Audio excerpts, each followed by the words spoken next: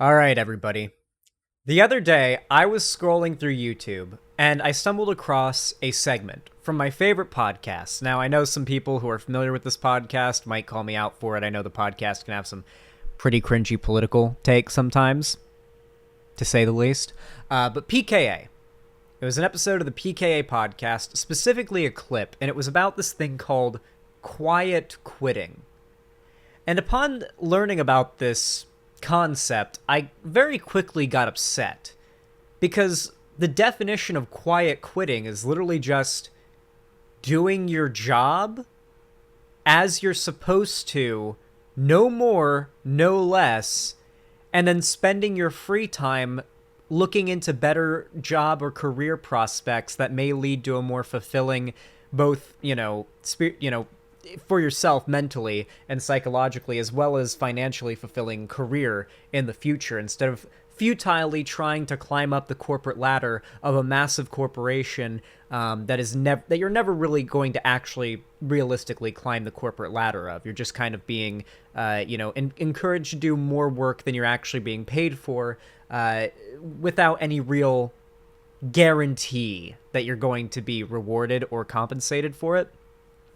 And so this movement started on TikTok, quiet quitting. And they do explain it better in the video that we're about to see, but that's basically what it is. It started on TikTok. A lot of, lefty Zoomers on TikTok started it. It's part of the anti-work movement. Do you guys remember anti-work? They had a big subreddit on Reddit that blew up, got really, really big, but, well, one of the mods went on Fox News and had a bumpy interview, and it did not go well. If that bothered you, if that made you cringe, if that left a hole in your soul, I've got good news for you guys. The interview that we're about to watch very well may heal that hole. The interview will, but the clip before it may make it a little bit bigger first. We're going to widen that hole a little bit. We're going to get it nice, and we're going to gape that hole in your soul really quick, and then we're going to heal it right back up, okay? This is a segment from CNN. Let's hope to God that my stream does not get taken down, claimed, or striked. For God's sakes, YouTube and CNN, this is performative, or not performative, this is transformative. This is transformative content, okay? This is not copyright. You can't give me a copyright strike for this. Please, do not force me to go through the appeal process. Please, God. Anyway, this CNN segment came up in my recommended on YouTube, and I watched it because I wanted to know more about this quiet quitting thing and what the big hubbub was about. Why do people have an issue with this? It's literally minimum wage workers doing their job, and no more, no less. How can you take issue with this? Well, get ready to see some of the most ghoulish shit you've ever seen. Now, obviously, CNN, like 99% of the time, I think they usually hit the mark pretty well on their opinions on most things. But to be clear, they do still have a status quo they want to uphold, right? So we're about to see them try to uphold the status quo here. I will say, there are some good points made here, but it does still come off as very, very, very ghoulish. Recently, CNN leadership changed. Yeah, this no doubt has a part to play in that. I've heard a lot about that CNN has really been going downhill lately. Well, let's go ahead and take a look at this segment. Does anybody want to work anymore? This week, J.P. Morgan CEO Jamie Dimon was criticized for agreeing there was some truth to China's accusation that the United States is, quote, incompetent and lazy. This from the very start already made my asshole pucker with cringe, okay? America has a notoriously harsh work culture. We have a culture that's like built itself around hard work more so than many other cultures in this world, okay? Europeans dunk on America all the time on the internet for how insane our work culture is. This is absolutely fucking absurd, all right? And I will say, this may be a generalization, but when some of the most notorious stories about China's working conditions are about the suicide safety nets that they put up in, like, iPhone factories where they outsource labor for American companies and their manufacturing, like when those stories are the ones that are like the most well known in America, saying there's truth to China's claim that the US is incompetent and lazy in regards to its workforce is not a good look. It's not a good look. Both China and America have very toxic work cultures. We both do. But America and China, both, very toxic work cultures. Big difference. Well, actually, China has slaves. America has slaves. You understand that, right? Like, American prisons are literally constitutionally a loophole to keep slavery legal, just in the case of punishment. And not to mention, right now, China is literally enslaving the Uyghur. I almost said Uyghur. Oh my god. Uyghur Muslim population that they've rounded up and put into the internment camps up there, like up in the north. They have like, I remember early in the pandemic there were reports coming out that they had basically slave labor going down in there, forcing them to manufacture masks early on in the pandemic. Does anybody else remember that, or is that just me? Yeah, the Wiggler Muslims. Muslim Keffels fans. I think I remember that. Yeah, that was like a big thing. God, the online left really does have a tendency to like really heavily talk about a topic when it's like really in the circulation of things, and then kind of let it go. I've been thinking about doing a little bit of a Ukraine update, because I've noticed that a lot of lefty content creators, barring a few, have kind of forgotten about Ukraine, kinda. You know, it feels like it, other than the flag in their bios and the occasional Twitter posts. I think I want to do some, I think I might do a couple of streams updating people on Ukraine, but it's gonna have to be a YouTube exclusive stream and not monetized, because we'll be going over the R combat footage subreddit, and we'll be looking at videos of Russian war crimes, at least the ones that are safe for work that I can show with certainty of not getting banned, and whatever combat footage that I can show, because, I mean, yeah, a shit ton of, oh, fuck, I can't talk about it now. I can't get stun locked, but I need to talk about how Ukrainian citizens and soldiers are using TikTok to preserve the history of Russia's war crimes in Ukraine. I want to do a whole segment about it. That's going to be a segment. I want to do a stream updating on the state of things going on in Ukraine. I want to do an update on like how there's a lot of stuff that I want to cover involving Ukraine, and I also do want to do a little bit more stuff about the Uyghur genocide in China, because I think that tanky talking points really need to be combated in this current online climate where we're kind of backsliding into another Gamergate, and I think there's some pretty problematic portions of the left that are dragging us down. And I think it's time that we started talking about it.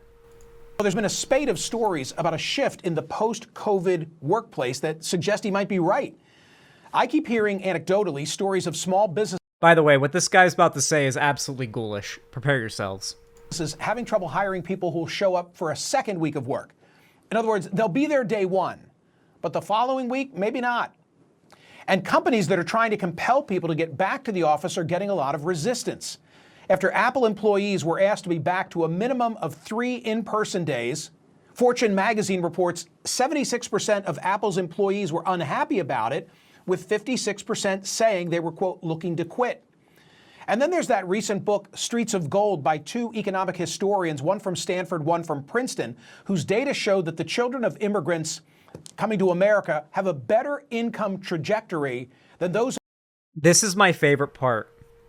They push this narrative that millennial and like Zoomer American like white teens are pushing this anti-work thing, and that it's making like, you know, like native-born like Americans and they're like lazy, like that native-born Americans are lazy, and that immigrants are coming and being not lazy, and so they're putting this weird like Id-Pol shield over themselves to cover this absurdly ghoulish argument they're making, which is literally, by the way, one of the things that was discussed very early on in the pandemic when people started working from home was, holy shit, let's hope that companies learn from this pandemic and realize how much better it is for a lot of people working these positions to just work from home. They don't need to be going to the office. Their job can be done remotely. And in many cases, it works better. There are cases where it's led to a drop in productivity. There are cases where it's led to a drop in mental health. However, these things are, at least in the bits that I've read, in the research that I've read, unrelated to having to work at home and more so related to spending too much time at home and not getting out and isolating because of COVID. So everything I've seen so far, except for a small hit to the large, massive corporations exploiting their workers' production value, it really seems like it's an overall win-win. You know, the job still gets done. It gets done in a more comfortable and more productive work environment, it seems. People like it better. You don't have to worry about commutes. It allows people to work from... Like, maternity and paternity leave aren't even as much of a concern when you think about it for a lot of these businesses and companies if remote working becomes more common.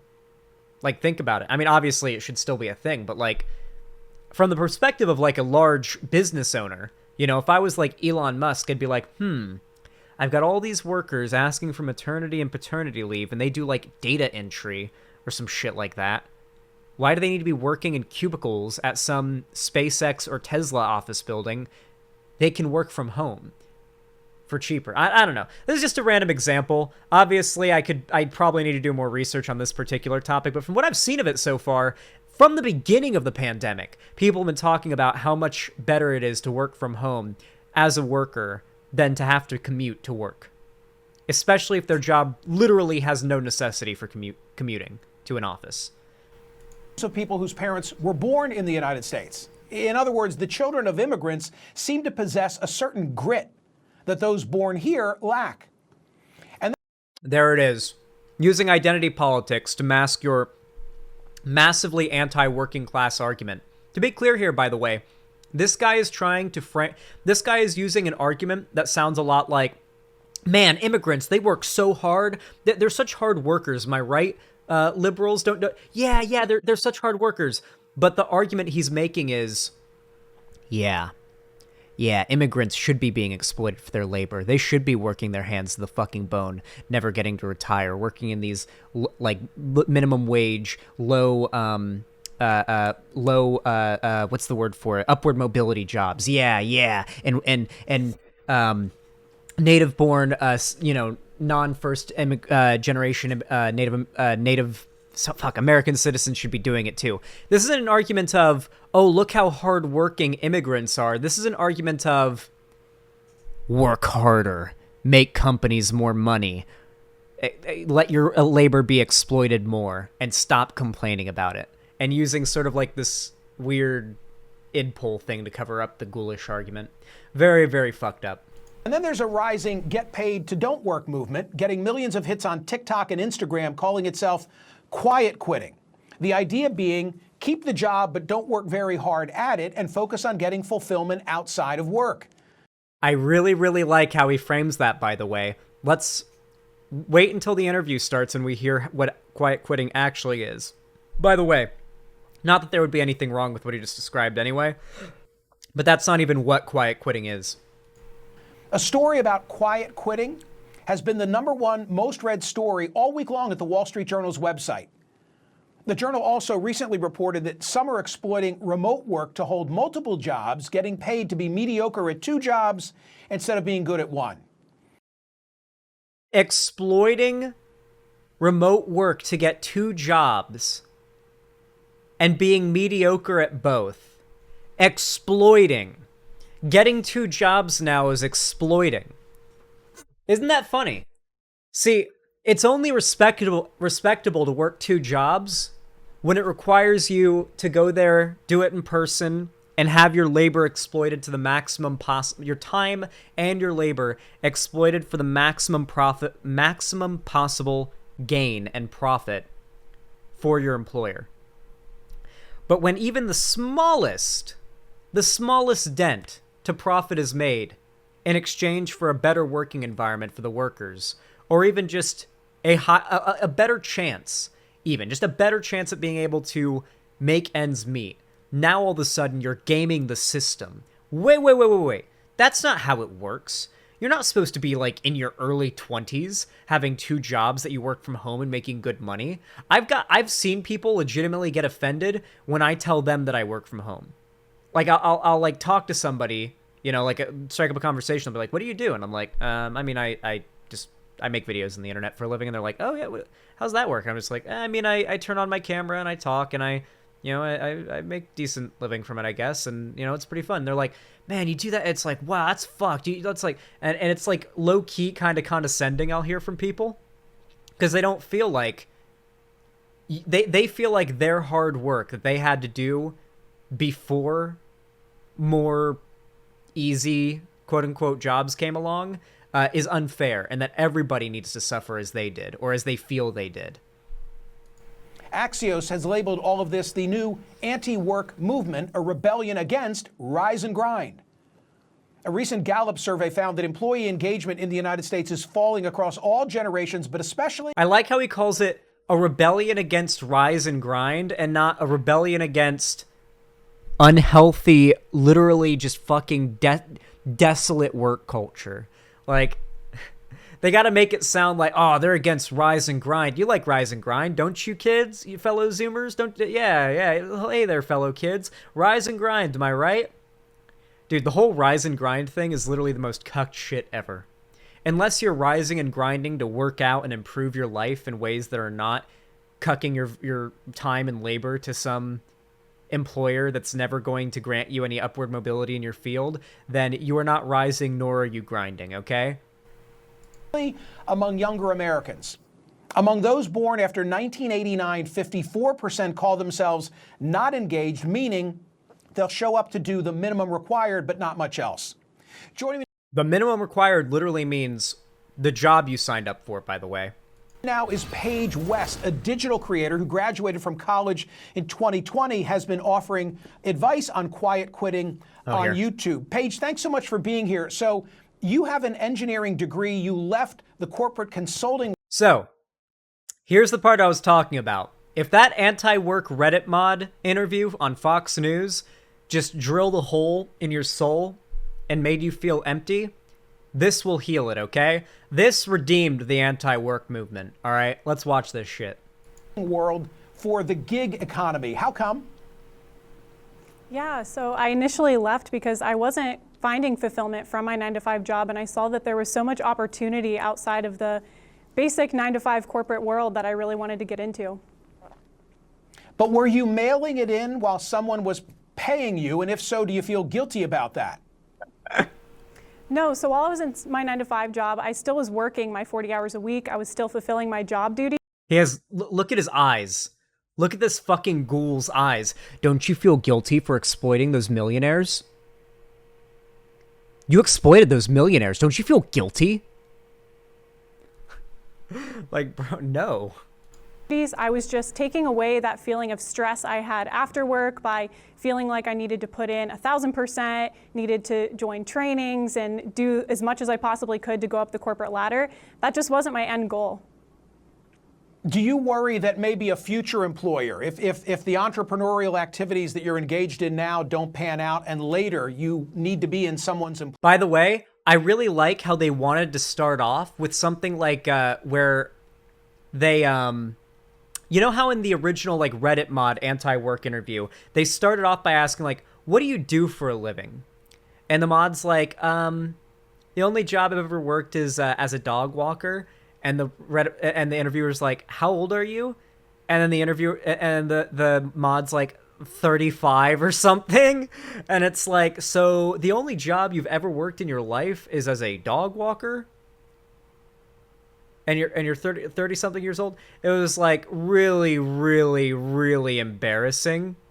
Not only is this woman college educated, but she has worked in like what I think the vast majority of viewers would be able to consider a respectable field or multiple respectable fields. So we've already, like, from the start, the whole trying to discredit this woman as some sort of lazy, uneducated, doesn't want to work, incapable of doing any labor and just wants to live the easy life. Like, that whole narrative they want to spin shot down from the start. I love that. I fucking love that. Employee, they're going to take a look back at this chapter and they're going to say, wait a minute, Paige West, she was part of that whole quiet quitting trend. We don't want her. I wouldn't think so, because at the end of the day, when I was still in my job, I was still doing what I needed to do. I'm certain if they called back my employer that I had when I was still in the corporate world, that they would happily say that I still did a great job, and everything I've done thus far and any references I could gain from my time building up my business and doing freelance opportunities would prove that as well. Okay, so I get what you're saying. You're saying, hey, I gave them 100%. I was trying to plan my next move, and I wanted to make sure that I was fulfilled outside the workforce. What I'm reading online, and I have watched a lot of your videos, I'm suspicious that you're typical, if that's the case. I think a lot of the others, I'll go old school and say, are loafing on somebody else's dime. Am I wrong? On somebody else's dime, by the way. On somebody else's dime. That's right, chat. The money that your labor is generating for your employer, that you're being paid a very small percentage of the value back per hour, or on a salary, or on a commission, however your job works. Chances are you're a wage slave if you're in chat right now. That's the worker's dime. That's how it works. Does this guy think that the CEO of companies pays the workers out of pocket? Like, man, I had so much money saved up.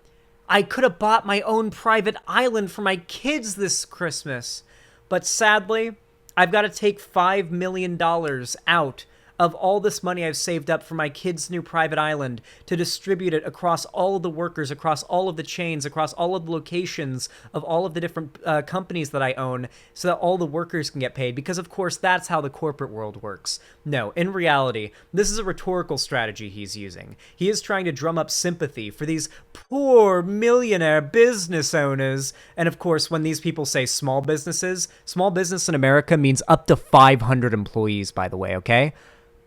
A business with 450 employees and a CEO is a small business in America, to be clear, okay? Just to let you know, at one time, it takes like 6 to 8 people to run a McDonald's location, all right? That should give you an idea of the amount of money and the amount of power that a small business owner can have in America by those standards. With that said, though, 6 to 8, try 15. No. Draco's system, 6 to 8, like in the restaurant working at like a given time, but like 15 workers to come in, be called on. Like not all 15 people are working at once usually, unless it's super busy. Usually it's like 6, 8, maybe 10 people working at most. I've had friends who work at McDonald's. They've told me what it's like. Maybe you work a really busy one, but at least the ones that my friends worked at, it was usually like 6, 8, 10 on a busy day, but there was like 15 to 20 total employees, maybe more, that were like on different schedules, because like obviously the same 6 employees can't come to work and work 24/7, you know, because there's obviously McDonald's is stay open 24/7, then everybody can't work every single day. You know what I mean, right? Like, yeah. Xanderhall, we were running our store at 6 people with anywhere from 2 to maybe 4. Oh yeah, so there we go. Razatriton. I also have a friend who worked at Burger King and said it was about the same numbers, so, I mean, it seems generally, yeah. Now, when I worked at McDonald's, we've had to run shit with, like, 4 people at points. Oh, but, like, there's a difference between being understaffed and being at ideal worker capacity, where the kitchen's not too crowded, and, but you're not understaffed at the moment, Like, there's a perfect golden zone on a normal workday for McDonald's. We're getting really, really sidetracked here. My point being, this guy's a fucking ghoul. Don't let his narrative make you feel bad for these small business owners that are getting fucked over by these lazy workers who are just loafing on their dime. Jesus Christ. I think that there's 2 groups in that case, and I think they're not trying to loaf. Everyone is trying to do the work that's required of them. I think they're just trying to figure out what that fulfillment looks like outside of work, as well as they're not at the point. Does loafing refer to like going into the bathroom and saying you're going to take a shit and then just like sitting on the toilet on your phone, or like reading a book and pooping on company time? Is that what that refers to? Lamau? I'm starting to guess I'm wrong, probably. That's what I would assume. Yeah, he's loafing it up in there, pretending like he's taking a fat shit. In reality, he's just playing Candy Crush. Who brings a book to the toilet? You realize phones didn't always exist, right? There was a time when phones didn't exist, so people took, like, books and stuff and magazines or whatever with them on the toilet while they shat. That was the thing once. Back in the caveman days. Point where they're realizing that their burnout might not even be because they're overworked. It might be because they're misaligned in the job that they're in. And I think a lot of people will realize that. When I was quiet quitting, it was not for a very long time. I only did it for 3 months, although my plan was to do it for 9. But over time, I started realizing that I couldn't stick it out any longer, because it wasn't just that I was overworked and burnt out and, you know, all the mental health struggles I was dealing with. You can see the internal anger in him as he realizes, oh my god, she's actually a good public speaker. She's articulating herself well. She's coming off good. She's making this movement seem appealing. Oh fuck, oh no, oh god, oh no, I'm gonna get fired for this. Oh fuck, oh god, oh no, I need to destroy this woman very fast. My job depends on it. Oh god, oh no. That's what's going through his head right now. It was actually because the job I was in was just not the right one for me. And I think many are gonna realize that as well. Oh, she is 100% hiding her power level, by the way, and I love it. I can tell by the look in her eyes. She is hiding her power level, and she knows to do it. She knows exactly how to talk to these fucking wine-drinking liberals, okay? She knows exactly the way to go about this, and she's doing it very, very well. This is the look of someone taking a W. This is the look of somebody actively like breaking out in a cold sweat, realizing they're taking the L. Do you think this is a real trend, or is this a tale as old as time? We've just now given it a label, quiet quitting.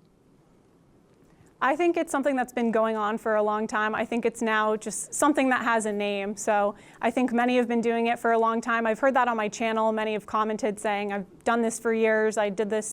Yeah, to be fair, he looks like he could also be holding in a shit. He very well could be like, please hurry up, please hurry up, please hurry up. I need to run to the bathroom so fucking bad, lady. Please hurry up. Maybe that's what's happening. You know, back in my 20s or 30s, or I'm still doing this today. Okay, final question. I want to know, and I hope you'll vote on today's poll question at my website. You've heard the setup. Jamie Dimon says, maybe there's something to the Chinese when they say that Americans are now soft, that we're, quote, lazy and incompetent. Are we lazy and incompetent? My vote would be no. I think it's more. You know what's so fun to me?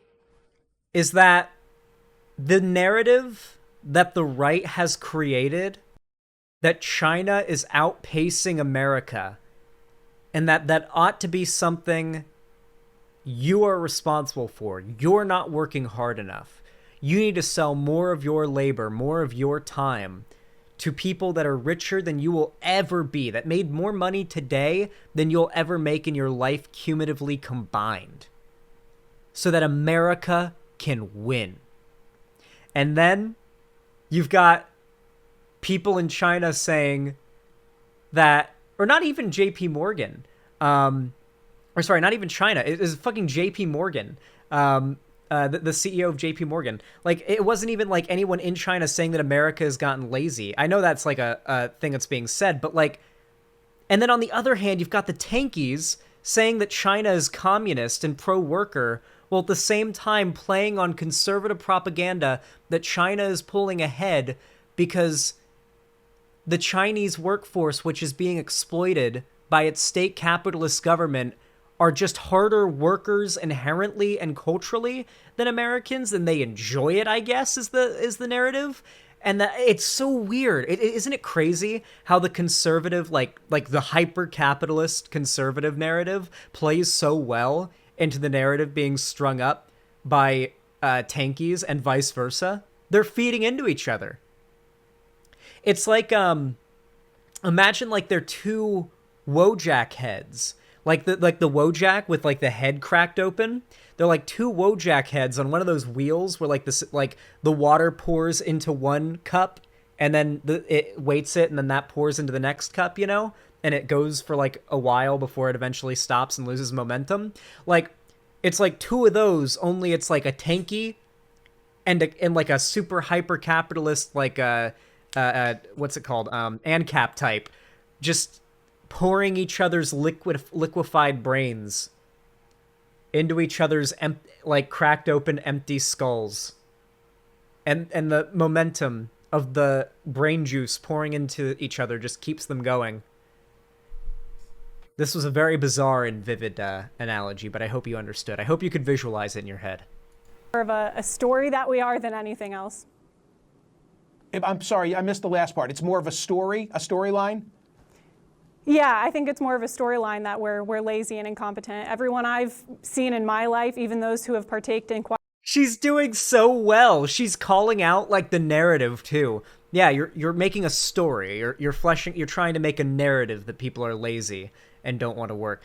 She's doing so fucking well. Now she's going on the offensive. Right at the end, she goes on the fucking offensive. Right when there's no time for him to retort, she goes on the offensive to just solidify the fucking W. To take the L and stomp it into his face. Just to add insult to injury. Just a little bit of pocket sand thrown into the eyes of a man already doubled over on the ground.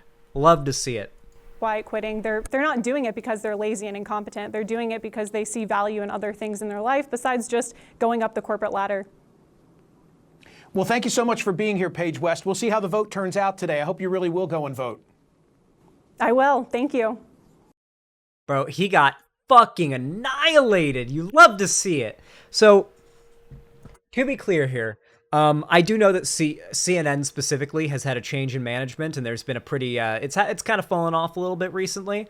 But I mean, for the most part, their whole thing is to just still like sort of pseudo kind of like center leftish kind of Id-Pol liberal social politics mixed in with like your bog standard neoliberal like capitalist like pro-corporate politics. As you can tell, right, there's a status quo they have to uphold, and I'm not even like a super radical person when it comes to like socialism or anything like that either, by the way. And even I am willing to call out and recognize how fucking ghoulish and anti-worker and anti-working class that was, because holy shit, that was disgusting. That was putrid, dude. With all that said, if you're enjoying this segment, if you liked it, if you want to see more from me, if you want to support it, then please consider dropping a like by hitting that thumbs up button. Whether you're watching live or after the fact, it helps my channel a lot more than I think you even realize. It is not a hollow show of support. It actually legitimately does critically support my content. Like, I mean, you can like the stream and watch live as the viewer count goes up in real time. It's pretty crazy. You can also subscribe to me and ring the bell icon to turn on all notifications so that YouTube actually tells you when I go live or I upload a new video. And of course, you can follow my social media, which is linked down below, including my Instagram, Twitter, TikTok, fan Discord, and all my other social media. I really recommend that you join it. It's where all the best memes happen, including where I post pictures of my cat sometimes. Ain't that right, Luna? Oh, what a good girl. And of course, finally, if you want to support me a little more directly, a little bit more substantially, and you've got the money for it and you don't need it for anything else, then you please consider donating. You can also subscribe or gift a sub on my website, xanderhall.com/live. Frankly, even if you don't have money, I highly recommend making a website and coming to, talk in the chat, or making an account on my website and coming to talk in the chat. It's completely free, and it's just generally a fun time. It's the real chat. It's the chat you see on screen, and everything you say there will be immortalized in the segments and in the VOD, so let's say I have a big debate or do a really big segment. You'll be able to watch it in the future and point and say, that's me, I was there. It's really neat. Of course, you can also support me on YouTube, Twitch, Streamlabs, Stream Elements, and Patreon as well. The links, of course, are in the description. Thank you so much for watching, and have a good one.